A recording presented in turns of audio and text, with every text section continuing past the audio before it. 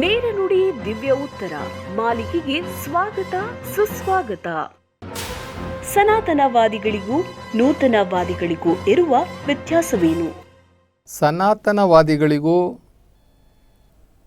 ಈ ವಿನೂತನ ಅಥವಾ ನೂತನವಾದಿಗಳಿಗೂ ಏನೇನೂ ವ್ಯತ್ಯಾಸ ಇಲ್ಲ. ಎಲ್ಲರೂ ಭಾರತೀಯರೇ, ಎಲ್ಲರೂ ಹಿಂದೂಗಳೇ, ಎಲ್ಲ ಈ ದೇಶದ ಪ್ರಜೆಗಳೇ. ಈ ಆಧ್ಯಾತ್ಮಿಕ ವಿಚಾರದಲ್ಲಿ, ದೇವರು ಅನ್ನುವಂತಹ ವಿಚಾರದಲ್ಲಿ ಮಾತ್ರ ವ್ಯತ್ಯಾಸಗಳು ಬರ್ತಾವಷ್ಟೆ. ನಂಬಿಕೆ, ದೇವರ ಮೇಲಿರ್ತಕ್ಕಂಥ ನಂಬಿಕೆ, ಆಚಾರ ವಿಚಾರ ಅಥವಾ ಪರಂಪರೆ, ಈ ಪರಂಪರೆ, ಸಂಸ್ಕೃತಿ, ಸಂಸ್ಕಾರಗಳು, ಈ ವಿಚಾರದಲ್ಲಿ ಸ್ವಲ್ಪ ವ್ಯತ್ಯಾಸ ಆಗುತ್ತೆ. ಯಾರಿಗೆ? ಯಾರು ಸನಾತನವಾದಿಗಳು ಅಂತ ಅಂದ್ಕೊಳ್ತಾರೆ, ಯಾರು ನಾವು ನೂತನವಾದಿಗಳು ವಿನೂತನವಾದಿಗಳು ಅಂತ ಹೇಳ್ಕೊಳ್ತಾರಲ್ಲ, ಅವರಲ್ಲಿ ದೇವರ ವಿಚಾರದಲ್ಲಿ ಒಂದಿಷ್ಟು ಗೊಂದಲ ಅಥವಾ ನಂಬಿಕೆಯಲ್ಲಿ ವ್ಯತ್ಯಾಸ.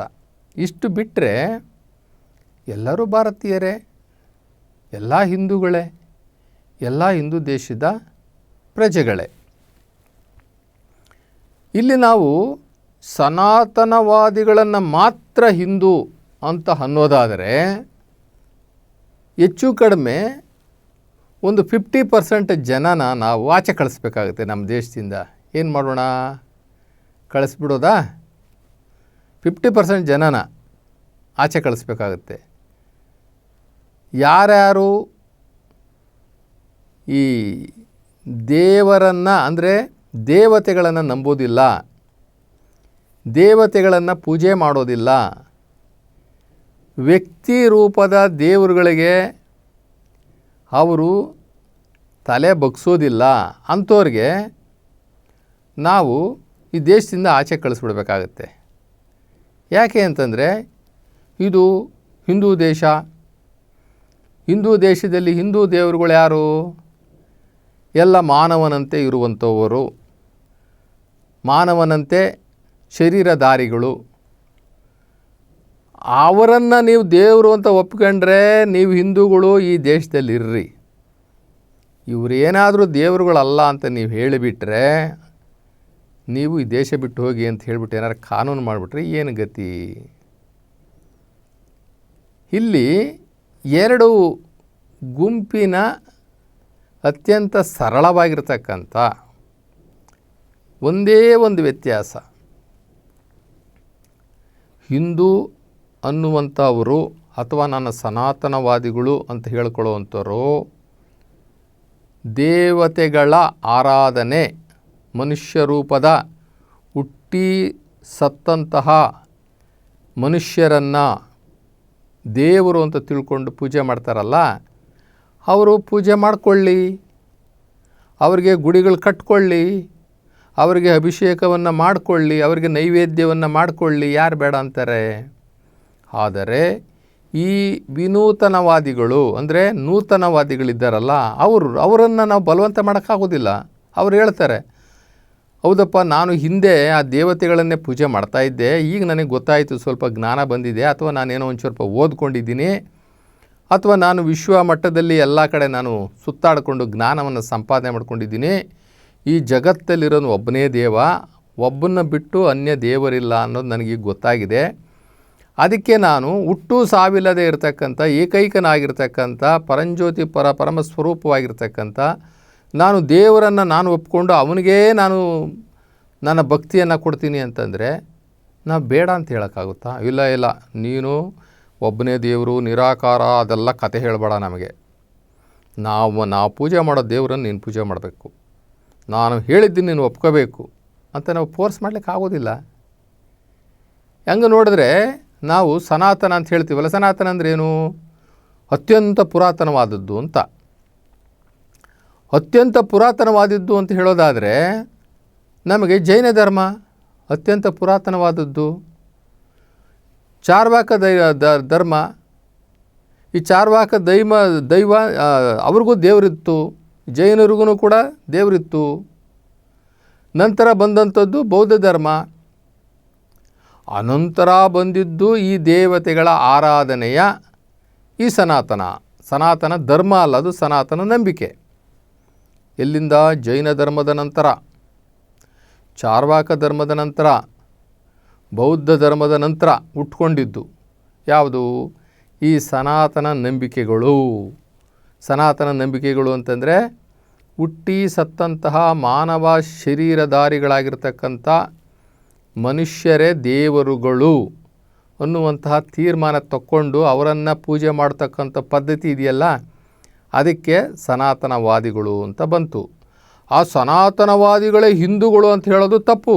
ಹಿಂದೂಗಳು ಎಲ್ಲರೂ ಹಿಂದೂಗಳೇ. ಭಾರತ ದೇಶದಲ್ಲಿ ಹುಟ್ಟಿರ್ತಕ್ಕಂಥ ಪ್ರತಿಯೊಬ್ಬ ಪ್ರಜೆಯೂ ಕೂಡ ಹಿಂದೂನೇ. ಅವನು ಕ್ರಿಶ್ಚಿಯನ್ ಇರ್ಬೋದು, ಅವನು ಮುಸಲ್ಮಾನ ಇರ್ಬೋದು, ಏನೇ ಇರ್ಬೋದು. ಅವರ ಧರ್ಮದ ಆಚರಣೆ ಬಂದಾಗ ಅದು ಬದಲಾಗ್ಬೋದು. ಆದರೆ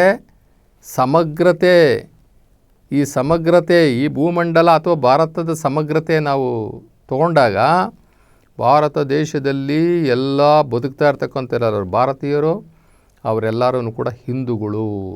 ಆದರೆ ಧಾರ್ಮಿಕ ಆಚರಣೆ ಬಂದಾಗ ಅವರಿಷ್ಟ.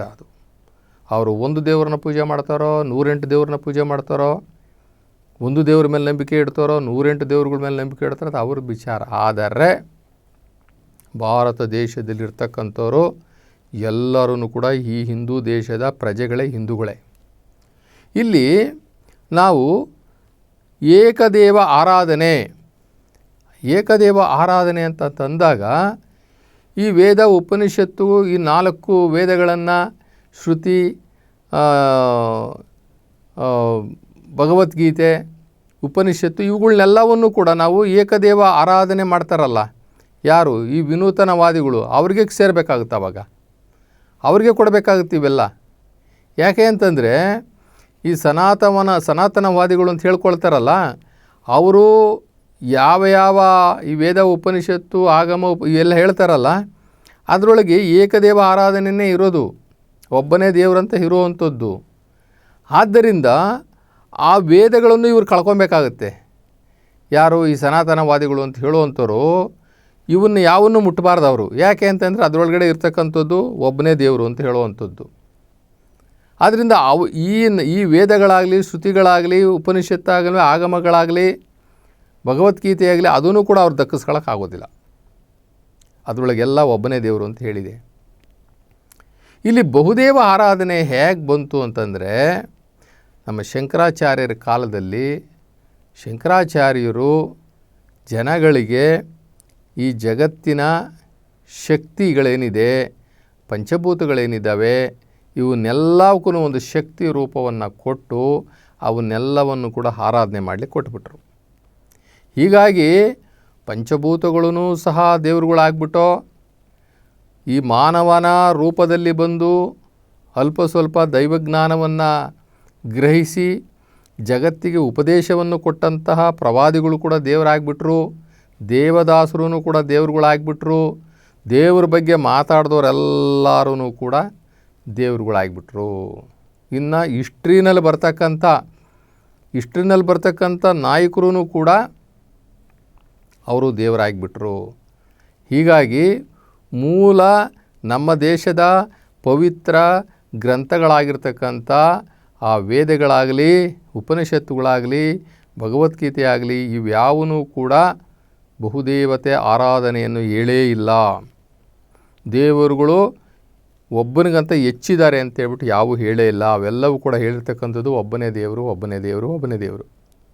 ಇಲ್ಲಿ ಸನಾತನವಾದ ಅಂತಂತಂದರೆ ಅವರು ವ್ಯಕ್ತಿ ಪೂಜಕರು. ಸನಾತನವಾದ ಅಂತಂದರೆ ವ್ಯಕ್ತಿ ಪೂಜಕರು. ಸನಾತನ ಧರ್ಮ ಅಲ್ಲ, ಅದು ಒಂದು ಆರಾಧನೆ, ಒಂದು ಪರಂಪರೆ ಅಷ್ಟೇ. ಅದು ಒಂದು ಶೈಲಿ, ಜೀವನ ಶೈಲಿ ಅಷ್ಟೇ. ನನ್ನ ನಂಬಿಕೆ ನಾನು ಮತ್ತು ನನ್ನ ನಂಬಿಕೆ ಅಷ್ಟೇ. ಇಲ್ಲಿ ಸನಾತನವಾದಿಗಳು ಅಂತಂದರೆ ವ್ಯಕ್ತಿ ಪೂಜಕರು. ಈ ವಿನೂತನವಾದಿಗಳು ಅಥವಾ ನೂತನವಾದಿಗಳು ಅಂತಂದರೆ ಏಕದೇವ ಆರಾಧಕರು. ಇವರು ವ್ಯಕ್ತಿ ಪೂಜಕರು, ಅವರು ಶಕ್ತಿ ಪೂಜಕರು. ಒಂದೇ ಒಂದು ಶಕ್ತಿ ಇದೆಲ್ಲ, ಅಬ್ಸಲ್ಯೂಟ್ ರಿಯಾಲಿಟಿ, ಆಲ್ಮೈಟಿ, ಅದರ ಪೂಜಕರು ಯಾರು? ಈ ನೂತನವಾದಿಗಳು. ಅವರಿಗೆ ಈಶ್ವರ ಅಥವಾ ದೇವ ಅಥವಾ ನಿರಾಕಾರ ಶಿವ. ಈಶ್ವರ ಅಂತಂದ್ರೂ ಕೂಡ ನಿರಾಕಾರ, ಶಿವನ್ನೇ ಈಶ್ವರ ಅಂತ ಹೇಳೋದು. ಪಾರ್ವತಿಪತಿ ಅಲ್ಲ, ಪಾರ್ವತಿಪತಿ ದೇವರಲ್ಲ, ಆತ ಒಬ್ಬ ಮಹರ್ಷಿ, ಋಷಿ, ಮುನಿ, ಅಥವಾ ಒಬ್ಬ ಸಾಧು, ಸಂತ, ತಪಸ್ವಿ. ಆತನು ಕೂಡ ದೇವರಾಗಲಿಕ್ಕೆ ಸಾಧ್ಯ ಇಲ್ಲ. ಇಲ್ಲಿ ನಾವು ಹುಟ್ಟಿ ಸತ್ತಂಥವರನ್ನು ಪೂಜೆ ಮಾಡುವುದು ಒಂದು ಗ್ಯಾಂಗು ಅಥವಾ ಒಂದು ಟೀಮು. ಹುಟ್ಟದೇ ಸಾಯದೇ ಇರುವಂತಹ ದೇವರನ್ನು ಪೂಜೆ ಮಾಡೋದು ಒಂದು ಟೀಮು. 2 ಟೀಮ್ ನಮ್ಮ ಭಾರತ ದೇಶದಲ್ಲಿ ಇರ್ತಕ್ಕಂಥದ್ದು. ಹುಟ್ಟಿ ಸತ್ತವರನ್ನು ಪೂಜೆ ಮಾಡೋರು ಸನಾತನರು ಅಂತ ಹೇಳ್ತೀವಿ. ಹುಟ್ಟದೇ ಸಾಯದೇ ಶಾಶ್ವತವಾಗಿರ್ತಕ್ಕಂಥ ಆ ನಿರಾಕಾರ ದೇವರನ್ನು ಪೂಜೆ ಮಾಡ್ತಕ್ಕಂಥವ್ರಿಗೆ ವಿನೂತನ ಅಥವಾ ನೂತನರು ಅಂತ ಕರಿತೀವಿ. ಆದರೆ ಅವರಿಗೆ ಇಷ್ಟ ಬಂದಿದ್ದನ್ನು ಅವರು ಪೂಜೆ ಮಾಡಿಕೊಳ್ಳಿ, ಇಷ್ಟ ಬಂದಂಥ ಆರಾಧನೆಯನ್ನು ಮಾಡಿಕೊಳ್ಳಿ, ಅವರವ್ರದ್ದು ಸಂಸ್ಕಾರಗಳನ್ನು ಏನೇ ಇಟ್ಕೊಳ್ಳಿ, ಶಾಸ್ತ್ರಗಳನ್ನು ಏನಾರ ಮಾಡಿಕೊಳ್ಳಿ. ಆದರೆ ಯಾರೊಬ್ಬರೂ ಕೂಡ ಯಾರ ಭಾವನೆಗಳಿಗೆ ಧಕ್ಕೆ ಬಾರದಂತೆ ಇಲ್ಲಿ ಧರ್ಮ ಸ್ವಾತಂತ್ರ್ಯದ ಮುಖಾಂತರ ಬದುಕಬೇಕಷ್ಟೇ ನಾವು. ಧರ್ಮ ಸ್ವಾತಂತ್ರ್ಯ ನಮ್ಮ ಸಂವಿಧಾನದಲ್ಲಿದೆ. ನಮ್ಮ ಸಂವಿಧಾನ ಹೇಳುತ್ತೆ ಧರ್ಮ ನಿರಪೇಕ್ಷಿತ ಭಾರತ ದೇಶ ಅಂತ ಹೇಳ್ತದೆ. ಇಲ್ಲಿ ಯಾರೊಬ್ಬರೂ ಕೂಡ ಧರ್ಮವನ್ನು ಕಡ್ಡಾಯ ಮಾಡೋಂಗಿಲ್ಲ. ಇಂಥದ್ದೇ ನನಗೆ ನಂಬಿಕೆ ಬಂದಿದೆ ನೀನು ನಂಬು ಅಂತ ಹೇಳೋಂಗಿಲ್ಲ. ಅವನಿಗೆ ಸ್ವತಂತ್ರ ಇದೆ. ನೋಡಪ್ಪ, ನಿನ್ನ ಸ್ವತಂತ್ರಕ್ಕೆ, ನಿನ್ನ ಪರಿಪೂರ್ಣವಾದಂತಹ ನಿನ್ನ ಜ್ಞಾನ, ನಿನ್ನ ಅರಿವಿಗೆ ಏನು ಸರಿ ಅನ್ನಿಸ್ತದೋ ಅದನ್ನು ನೀನು ಮಾಡಬಹುದು ಅಂತ ಹೇಳ್ತದೆ ಹೊರತು ಇಲ್ಲಿ ಬಲವಂತ ಇಲ್ಲ. ಇಂಥ ದೇವರನ್ನೇ ನೀನು ಪೂಜೆ ಮಾಡಬೇಕು, ಬಹುದೇವತೆಗಳ ಆರಾಧನೆಯನ್ನೇ ಮಾಡಬೇಕು, ವ್ಯಕ್ತಿಗಳ ಪೂಜೆಯನ್ನು ಮಾಡಬೇಕು ಅಂತಕ್ಕಂಥ ಕಡ್ಡಾಯ ಇಲ್ಲ. ನಮ್ಮ ಸಂವಿಧಾನದಲ್ಲೂ ಇಲ್ಲ, ನಮ್ಮ ಧರ್ಮಶಾಸ್ತ್ರ ಗ್ರಂಥಗಳಲ್ಲೂ ಕೂಡ ಇಲ್ಲ, ನಾವು ನಂಬ್ಕೊಂಡಿರ್ತಕ್ಕಂಥ ಆ 4 ವೇದಗಳಲ್ಲೂ ಸಹ ಇಲ್ಲ. ಮಧ್ಯದಲ್ಲಿ ನಮ್ಮ ಪುರಾತನರು ಮಾಡಿಬಿಟ್ಟು ಹೋದರು. ಇವತ್ತು ಇಷ್ಟು ಯುಗಗಳು ಕಳೆದರೂ ಕೂಡ ನಮಗೆ ಅದೇ ಬೇಕು ಅಂತ ಇದ್ದೀವಿ. ಅದೇ ಬೇಕು ಅನ್ನೋರಿಗೆ ನಾವೇನು ಬದಲು ಮಾಡೋಕ್ಕಾಗುತ್ತಾ? ನಾವು ಅವರವ್ರ ನಂಬಿಕೆಗೆ ಬಿಟ್ಟು ಬಿಡಬೇಕಷ್ಟೇ. ನಮ್ಮ ಬಸವಣ್ಣನವರು, ನಮ್ಮ ಶರಣರೆಲ್ಲ ಹೇಳ್ತಾರೆ, ಅವರು ಯಾವ ಶತಮಾನ ಶರಣರು ಬಂದಿದ್ದು? 12ನೇ ಶತಮಾನ. ಈ ಸನಾತನವಾದ ಹುಟ್ಕೊಂಡಿದ್ದು ಯಾವಾಗ? ಇದಕ್ಕೂ ಅಂತ 6 ಶತಮಾನಗಳ ಹಿಂದೆ. ಮೋಸ್ಟ್ಲಿ ಅದೊಂದು 5ನೇ ಶತಮಾನನೋ 6ನೇ ಶತಮಾನನೋ ಇರಬಹುದು. 6ನೇ ಶತಮಾನಕ್ಕೂ 12ನೇ ಶತಮಾನಕ್ಕೂ ಬದಲಾವಣೆ ಆಗದೇ ಇರ್ತದ? ಮನುಷ್ಯನಿಗೆ ಬುದ್ಧಿ ತಿಳುವಳಿಕೆ ಬದಲಾಗದೇ ಇರ್ತದ? ಕ್ರಿಸ್ತ ಪೂರ್ವ ಇದು ಹುಟ್ಕೊಂಡಿದ್ದು ಯಾವುದು? ಈ ಸನಾತನವಾದ ಅಂತಕ್ಕಂಥದ್ದು ಕ್ರಿಸ್ತ ಪೂರ್ವ. ಕ್ರಿಸ್ತ ಹುಟ್ಟಿದ್ದೇ 6ನೇ ಶತಮಾನದಲ್ಲಿ ಅಂತಂದರೆ ಅದಕ್ಕೂ ಅಂತ ಮುಂಚೆ ಹುಟ್ಕೊಂಡಿದ್ದು ಈ ಸನಾತನವಾದ. ಆವಾಗಿನ ಜನಗಳಿಗೆ ತಿಳುವಳಿಕೆನೇ ಬಂದಿರಲಿಲ್ಲ. ತಿಳುವಳಿಕೆ ಬರ್ದಿದ್ದಂಥ ಸಂದರ್ಭದಲ್ಲಿ ಏನು ಮಾಡ್ದ ಅವನು?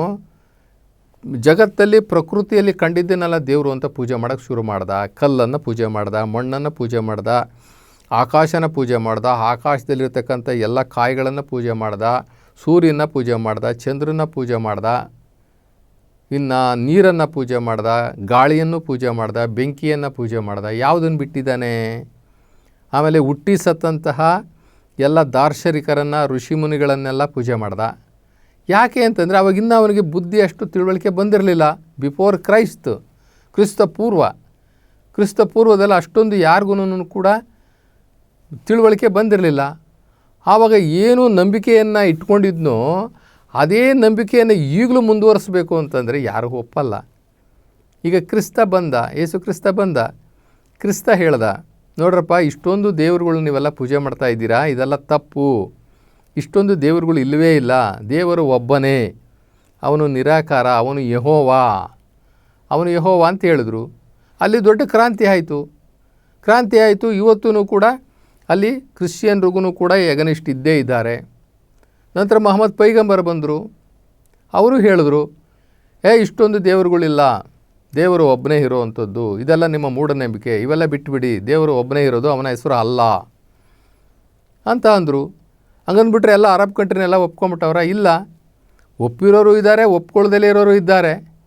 ನಂತರ 12ನೇ ಶತಮಾನದಲ್ಲಿ ನಮ್ಮ ಶರಣರು ಬಂದರು. ಅದಕ್ಕೆ ಮುಂಚೆ ಬುದ್ಧ ಬಂದಿದ್ದ. ಬುದ್ಧ ಸ್ಪಷ್ಟೀಕರಣ ಮಾಡಲಿಲ್ಲ ದೇವ್ರ ಬಗ್ಗೆ, ದೇವ್ರು ಇದ್ದಾನ ಇಲ್ವಾ ಅನ್ನುವಂಥ ಸ್ಪಷ್ಟೀಕರಣ ಮಾಡಲಿಲ್ಲ. ಬಸವಣ್ಣನವ್ರು ಮಾಡಿದ್ರು, ಶರಣರು ಮಾಡಿದ್ರು 12ನೇ ಶತಮಾನದಲ್ಲಿ. ಅವರು ಹೇಳಿದ್ರು ದೇವರು ಒಬ್ಬನೇ ಇರೋದು, ಇನ್ನೊಬ್ಬ ದೇವರಿಲ್ಲ ಅಂತಂದರು. ಇಬ್ಬರು ಮೂವರು ದೇವರೆಂದು ಉಬ್ಬುಬ್ಬಿ ಮಾತನಾಡಬೇಡ. ಇಬ್ಬರು ಮೂವರು ಎಂದು ಉಬ್ಬಿಬ್ಬಿ ಮಾತನಾಡಬೇಡ. ಇಬ್ಬರು ಇಲ್ಲ ದೇವರು ಒಬ್ಬನೇ ಎಂದಿತ್ತು ವೇದ ಹೇಳ್ತಾ ಇತ್ತು. ಇವ್ರು ಹೇಳ್ತಾರೆ, ಬಸವಣ್ಣವರು ಪ್ರಮಾಣ ಮಾಡಿ ಹೇಳ್ತಾ ಇದ್ದಾರೆ, ಒಬ್ಬನೇ ದೇವ ಎಂದಿತ್ತು ವೇದ. ಶಿವ ಕೂಡಲ ಸಂಗಮ ದೇವನಲ್ಲದೆ ಅನ್ಯ ದೇವರಿಲ್ಲ ಅಂತ ಬಸವಣ್ಣವ್ರು ಹೇಳಿದ್ರು. ಪಶುಪತಿ ಜಗಕ್ಕೆ ಏಕೈಕ ದೇವ. ಪಶುಪತಿಯಾಗಿರ್ತಕ್ಕಂಥ ಈ ಪಶುಗಳ ರೂಪದಲ್ಲಿರ್ತಕ್ಕಂಥ ಈ ಮಾನವ ಲೋಕದ ಈ ಪ್ರಜೆಗಳನ್ನು, ಈ ಮಾನವರನ್ನು ಕಾಪಾಡಲು, ರಕ್ಷಿಸಲು ಒಬ್ಬನೇ ದೇವ. ಪಶುಪತಿ ಜಗಕ್ಕೆ ಏಕೈಕ ದೇವ. ಸ್ವರ್ಗ ಮರ್ತ್ಯ ಪಾತಾಳಕ್ಕೆಲ್ಲ ಒಬ್ಬನೇ ದೇವ, ನಮ್ಮ ಶಿವ ಕೂಡಲ ಸಂಗಮ ದೇವ ಅಂದರು. ಸ್ಪಷ್ಟೀಕರಣ ಕೊಟ್ಟರು 12ನೇ ಶತಮಾನದಲ್ಲಿ. ಅಷ್ಟೊತ್ತಿಗೆ ಎಷ್ಟು ಶತಮಾನಗಳಾಗೋಗಿದೆ ನೋಡ್ರಿ. ಅದರಿಂದ ಇದ್ದಂಥವು ಎಲ್ಲರೂ ಕೂಡ ಬಹುದೇವ ಆರಾಧನೆಗಳು ಮಾಡಿದ್ದು, ದೇವತೆಗಳ ಆರಾಧನೆ ಮಾಡಿದ್ದು, ಮನುಷ್ಯರನ್ನ ಆರಾಧನೆ ಮಾಡಿದ್ದು, ಮನುಷ್ಯ ಹುಟ್ಟಿ ಮನುಷ್ಯನನ್ನೇ ಆರಾಧನೆ ಮಾಡಿದ್ದು. ಶಿವನೇ ಜಗತ್ತಿಗೆ ಒಡೆಯ, ತ್ರೈಲೋಕಕ್ಕೆ ಒಡೆಯ ಎಂದಿತ್ತು ವೇದ. ಉತ್ಪತ್ತಿ ಸ್ಥಿತಿ ಲಯಕ್ಕೆ ಕಾರಣ ಒಬ್ಬನೇ ಎಂದಿತ್ತು ವೇದ. ಈಶ್ವರ ಸರ್ವ ಜಗತ್ ಪ್ರಭು, ಪ್ರೇರಕೋ ವಿಶ್ವಬುಕ್ ಎಂದಿತ್ತು ಶ್ರುತಿ.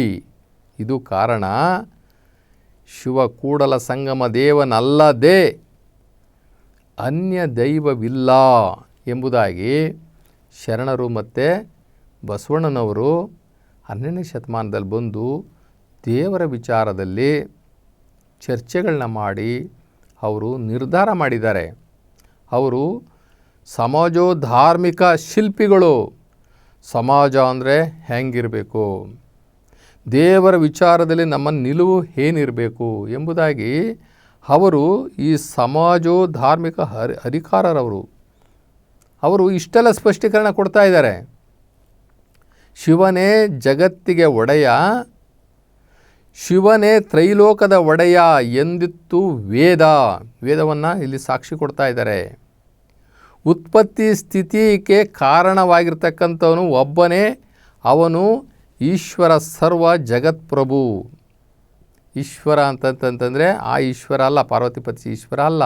ನಾವು ಜಾಸ್ತಿ ಅಲ್ಲಿಗೆ ಓಡೋಗ್ಬಿಡ್ತೀವಿ. ನಾವು ಜಾಸ್ತಿ ನಿರಾಕಾರ ಶಿವ ಜ್ಯೋತಿ ಸ್ವರೂಪ. ಸ್ವಾಮಿ ನೀನು, ಆ ಶಿವನಿಗೆ ಹೇಳ್ತಾರೆ, ಆ ನಿರಾಕಾರ ತತ್ವಕ್ಕೆ ಹೇಳ್ತಾರೆ ಬಸವಣ್ಣನವರು, ಸ್ವಾಮಿ ನೀನು ಶಾಶ್ವತ ನೀನು. ಸ್ವಾಮಿ ನೀನು ಶಾಶ್ವತ ನೀನು. ಎತ್ತಿದೆ ಬಿರುದ ಈ ಜಗವನ್ನು ಹರಿಯಲು. ಮಹಾದೇವ ಅಂದರೆ ಶಿವ. ಇಲ್ಲಿಂದ ಮುಂದಕ್ಕೆ ಶಬ್ದವಿಲ್ಲ. ಪಶುಪತಿ ಜಗಕ್ಕೆ ಏಕೈಕ ದೇವ, ಸ್ವರ್ಗ ಮರ್ತ್ಯ ಪಾತಾಳಕ್ಕೆಲ್ಲ ಒಬ್ಬನೇ ದೇವ, ನಮ್ಮ ಶಿವ ಕೂಡಲ ಸಂಗಮ ದೇವ. ಅದುವರೆಗೂ ಯಾರೂ ಕೂಡ ದೇವ್ರ ಬಗ್ಗೆ ನಮ್ಮ ಭಾರತ ದೇಶದಲ್ಲಿ ಯಾವ ಪ್ರವಾದಿಗಳು ಬಂದಿರಲಿಲ್ಲ. ಅನೇಕ ಋಷಿಮುನಿಗಳು ಬಂದಿದ್ದರು.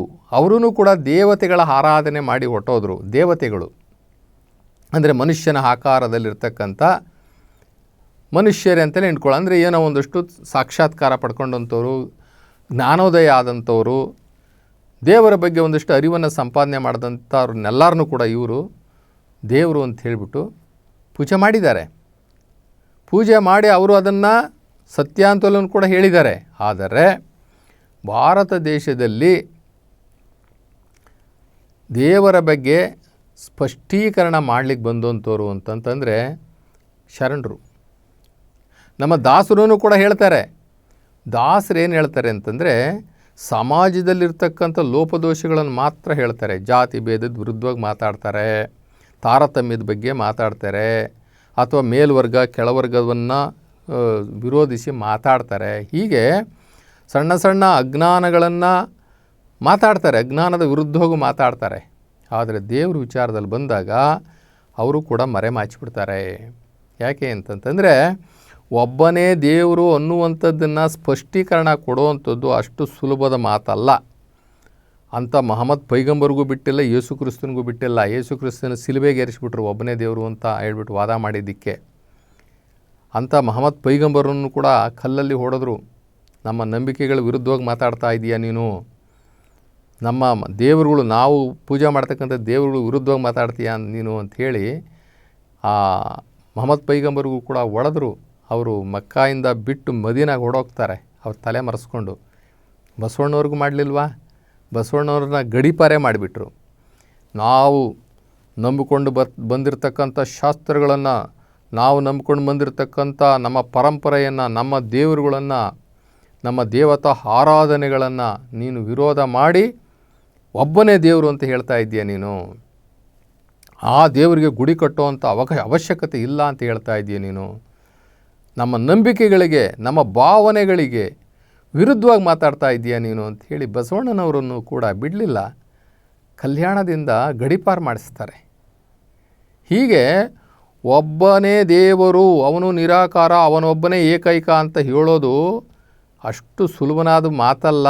ಮಾತು ಹೇಳಿದ್ರೂ ಕೂಡ ಅರ್ಥೈಸೋದು, ಜನಗಳನ್ನು ಪರಿವರ್ತನೆ ಮಾಡೋದು, ಅವರ ತಲೆಯೊಳಕ್ಕೆ ತುಂಬೋದಿದೆಯಲ್ಲ, ಅದು ಅಂತಿಂತವ್ರಿಗೆ ಆಗೋದಿಲ್ಲ.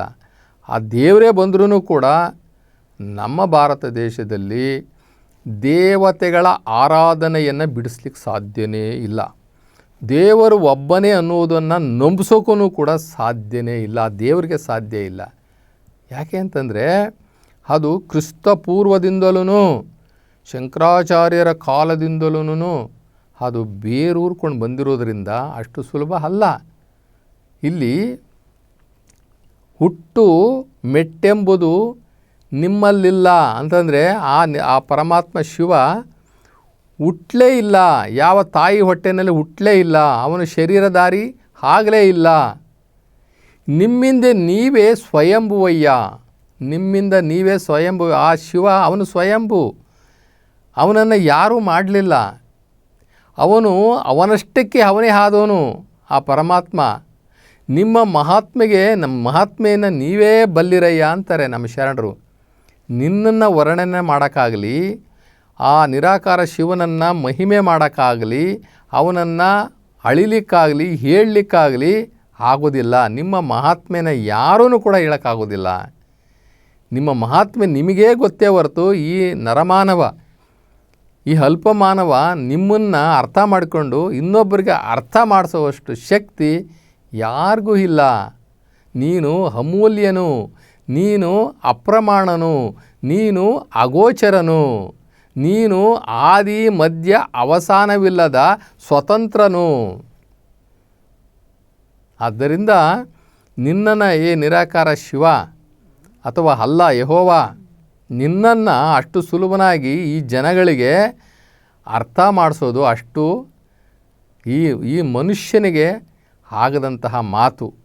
ಆದ್ದರಿಂದ ಆ ಅಯೋನಿ ಸಂಭವನಾದ ಆಗಿರ್ತಕ್ಕಂಥ ನಿತ್ಯ ನಿರ್ಮಲ ಲಿಂಗನಾಗಿರ್ತಕ್ಕಂಥ ಆ ಶಿವ ಕೂಡಲ ಸಂಗಮ ದೇವನನ್ನು ಬಸವಣ್ಣನವರು, ಬಸವಾದಿ ಶಿವಶರಣರು ಈ ಜಗತ್ತಿಗೆ ತೋರಿಸ್ಕೊಡ್ತಾರೆ. ಏನು ಅಂತಂತಂದರೆ ದೇವರು ಒಬ್ಬನೇ ಅಂತೇಳ್ಬಿಟ್ಟು. ಹಂಗಂತಂದರೆ ಅದು ಸನಾತನವಾದದ ವಿರುದ್ಧನ? ಅದು ಒಬ್ಬನೇ ದೇವರು ಅಂತಕ್ಕಂಥದ್ದು ಸನಾತನವಾದದ ವಿರುದ್ಧನ? ಸನಾತನವಾದ ಅಂತಕ್ಕಂಥದ್ದು ವ್ಯಕ್ತಿಗಳನ್ನು ಪೂಜೆ ಮಾಡುವಂಥದ್ದು, ವ್ಯಕ್ತಿ ಪೂಜಕರು. ಸನಾತನವಾದ ಅಂದರೆ ವ್ಯಕ್ತಿ ಪೂಜಕರು. ಇಲ್ಲಿ ಸನಾತನವಾದ ಅಲ್ಲದವರು ಶಕ್ತಿ ಪೂಜಕರು, ನಿರಾಕಾರ ದೇವರನ್ನು ಪೂಜೆ ಮಾಡ್ತಕ್ಕಂಥವ್ರು. ಇಲ್ಲಿ ಒಬ್ಬರು ಇನ್ನೊಬ್ಬರನ್ನು ಬಲಾತ್ಕಾರ ಮಾಡಿ ನಾನು ಹೇಳೋದೇ ಸರಿ, ನನ್ನನ್ನು ನೀನು ನಂಬಬೇಕು, ನನ್ನಂತೆ ನೀನು ಇರಬೇಕು, ನನ್ನಂತೆ ನೀನು ಇರೋದಾದರೆ ನೀನು ಹಿಂದೂ, ಇಲ್ಲ ಅಂತಂದರೆ ನೀನು ಹಿಂದೂ ದೇಶದ ಶತ್ರು ಅಂತ ಹೇಳಿದ್ರೆ ಏನು ಗತಿ, ಏನು ಆಗುತ್ತೆ? ಆದ್ದರಿಂದ ಭಾವನಾತ್ಮಕವಾಗಿ ನಮ್ಮ ಧಾರ್ಮಿಕ ನಂಬಿಕೆಗಳನ್ನು ಅವರವರ ಇಷ್ಟಕ್ಕೆ ಬಿಟ್ಬಿಡ್ಬೇಕು ನಾವು. ಅವನು ಎಷ್ಟು ಅರ್ಥ ಮಾಡ್ಕೊತಾನೆ ಈ ಜಗತ್ತಲ್ಲಿ ಮಾಡ್ಕೊಳ್ಳಿ. ದೇವರು 108 ಇದೆ ಅಂತ ತಿಳ್ಕೊಳ್ಳೋದಾದರೆ ತಿಳ್ಕೊಳ್ಳಿ, ಒಬ್ಬನೇ ದೇವರು ಅನ್ನೋದಾದರೆ ತಿಳ್ಕೊಳ್ಳಿ, ಹೆಂಗಾರ ತಿಳ್ಕೊಳ್ಳಿ. ಈಗ ಪ್ರವಾದಿಗಳು ಈ ದೇಶದಲ್ಲಿ, ಈ ಜಗತ್ತಿನ ಮೂಲೆ ಮೂಲೆಯಲ್ಲೂ ಕೂಡ ಪ್ರವಾದಿಗಳು ಬಂದು ಒಬ್ಬನೇ ದೇವರು ಅಂತ ಹೇಳಿದ್ರು. ಆದರೆ ಎಷ್ಟು ಜನ ಚೇಂಜ್ ಆಗಿದ್ದಾರೆ ಜಗತ್ತಲ್ಲಿ? ಮುಸಲ್ಮಾನರೆಲ್ಲ ಚೇಂಜ್ ಆಗಿಲ್ಲ, ಕ್ರಿಶ್ಚಿಯನ್ರೆಲ್ಲ ಚೇಂಜ್ ಆಗಿಲ್ಲ, ಬುದ್ಧಿಸ್ಟ್ಗಳೆಲ್ಲ ಚೇಂಜ್ ಆಗಿಲ್ಲ. ಒಂದೇ ದೇವರು ಅಂತ ಹೇಳಿದಂತಹ ಪ್ರವಾದಿಗಳ ಕುಲದವರೂ ಕೂಡ ಬೇಕಾದಷ್ಟು ಜನ ಪರಿವರ್ತನೆ ಆಗಿಲ್ಲ. ಆದ್ದರಿಂದ ನಮ್ಮ ಭಾರತ ದೇಶದಲ್ಲಿ ನಮ್ಮ ಆರಾಧನೆಗಳನ್ನು, ನಮ್ಮ ಸಂಸ್ಕೃತಿ ಸಂಸ್ಕಾರಗಳನ್ನು ಯಾರೂ ಬಲಾತ್ಕಾರ ಮಾಡ್ದಲೇ ಅವನವನ ಜ್ಞಾನದ ಅನುಸಾರವಾಗಿ ದೇವರ ಬಗ್ಗೆ ಎಷ್ಟು ತಿಳ್ಕೊಂಡಿದ್ದಾನೋ ಅಷ್ಟೇ ತಿಳ್ಕೊಂಡು ಹೋಗ್ತಾ ಇರಲಿ. ಆದರೆ ನಾವೆಲ್ಲರೂ ಕೂಡ ಭಾರತೀಯರಾಗಿ, ಹಿಂದೂಗಳಾಗಿ ನಾವೆಲ್ಲರೂ ಅಖಂಡತೆಯನ್ನು ಕಾಪಾಡಬೇಕು. ನಾವು ವೈವಿಧ್ಯತೆಯಲ್ಲಿ ಏಕತೆಯನ್ನು ನಾವು ಕಾಪಾಡಬೇಕಾಗಿದೆ.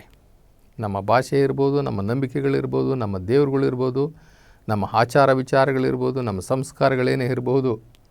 ಆದರೆ ನಾವೆಲ್ಲರೂ ಭಾರತೀಯರು. ನಾವು ಅನೇಕತೆಯಲ್ಲಿ